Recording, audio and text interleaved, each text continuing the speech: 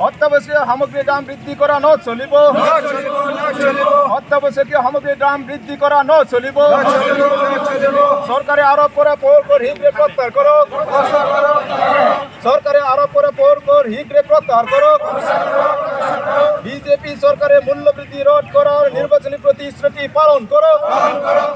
क'क्राझार जिल्ला तृणमूल कंग्रेस हान्जानि बानजायनायाव दिनै गसाइगाव महकुमा बेंगिरिनि मावखुलि लांगोना मोखाङाव मुवा बेसादनि बेसेन बांनायनि हेंथायै से खावसे घन्टा धरनानि हाबाफारि लायो। आथिखालनि बिजेपि दैदेननाय सोरखारनि समाव मुवा बेसादनि बेसेन बांनाय आरो आसामनि बिरग्रा दिङा गाथोन फाननाय, साहा बागान बायदि फाननाय आरो गासिबो जाग्रा आदारनि सायाव GST लागायनायनि हेंथायै होजिखावना सोरखारनि बेरेखायै बायदिसिना स्ल'गान होयो। धरनानि हाबाफारियाव सरकार होशियार होशियार होशियार सरकार होशियार होशियार होशियार रिपुन बरा जिंदाबाद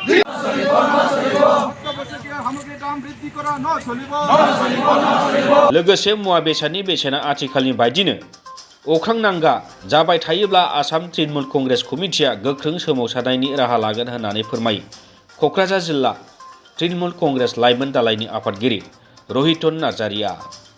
लानायनि गुबै थांखियानो जाहैबाय दिनै जोंनि भारतबर्ष लोगोसे जोंनि आसाम रायजोआव जेरैबायदि बेसादफोरनि दामफ्रा बारायगासिनो दङ, मानसिफ्रा ओरैबायदि असान्थि जीवन जापन खालामनांगासिनो दङ जे मानसिया जे थांनानै थानांगौब्ला जेरैबायदिहाय जोंनो नांगौ बेसादफोर जायो, बे बेसादफोरखौ जथेस्थ भाबै मोनैनि जाहोनावहाय जोंनि न'खर जीवनफ्राव ओरैबायदि असान्थि जाबाय।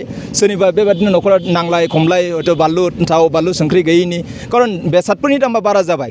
जेरैबायदि परिमाणनि जों बायनो नांगौ बेखिनिखौ जों बायनानै लानो हायाखिसै आरो बेखौ लानानै दिनै बानलु गैया संख्रि गैया बेफोरबायदि समस्याखौ लानानै दिनै न'खरफ्राव असान्थि जीवन जापन खालामनो गोनां जादों।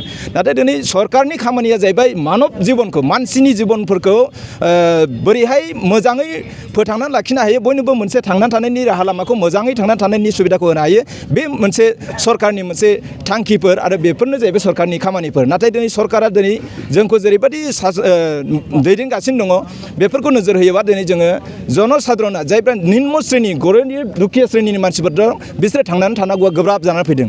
सोर निम्न श्रेणीनि नङा, दिनै गेजेर मध्य श्रेणीनि जे मानसिफोर दङ बिसोरबो ओरैबायदि बिपदाव गोलैबाय, ना गोजौआव थांनो हायो ना गाहायाव थांनो हायो, बेफोरबायदि परिस्थितियाव दिनैहाय जीवन जापन खालामनांगासिनो दङ।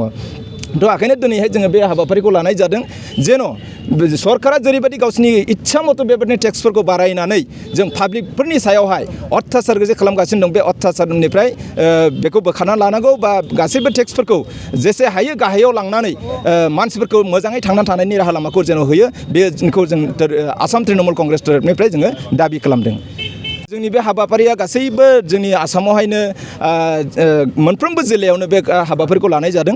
मानोना बे समस्याया जोंनि गासै आसामनिनो आरो लोगोसे नोङो केन्द्र सरकारनि थाखायनो बेफोरबायदि जिनिसफ्रा दिनैहाय जागासिनो दङ। दा जों आसामबासि हिसाबै जों आसामाव जेरैबायदि थांनानै थानो नांगौ, जे रोखोम बादि टेक्सफोरखौ बारायगासिनो दङ बेफोरखौ होबथानांगौनि गेजेरावहाय मोनफ्रोमबो जिल्लायावनो बे धरना हाबाफारिखौ लानाय जादों। गोसोखां बिलाइ जोङो दिनै गथायनाय जागोन। मोनफ्रोमबो जिल्लायावहाय डिसिनि थ्रुयैहाय जोङो गभर्नरसिम जोङो बे गोसोखां बिलाइखौ दैथायहरगोन।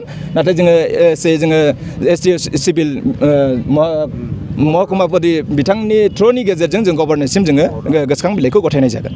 आरो बिनि बागै जुदि जोंनि बे दाबिखौ मानियाब्ला, खारन जोङो मानसि हिसाबै थांनानै थानो नांगौ, मानसिफोरा जोङो जेसेबांनाखि दुखिया गरिब न'खरनि मानसिफोर दङ जेरैबायदि जीवन जापन खालामनांगौ, जोङो असान्थियै जुदि थांनानै थानायनि जुदि लायगान नङाब्ला अब्ला निस्सय जोङो गोख्रोंसिम आन्दोलन खालामनो थाखाय जोङो बाध्य जागोन।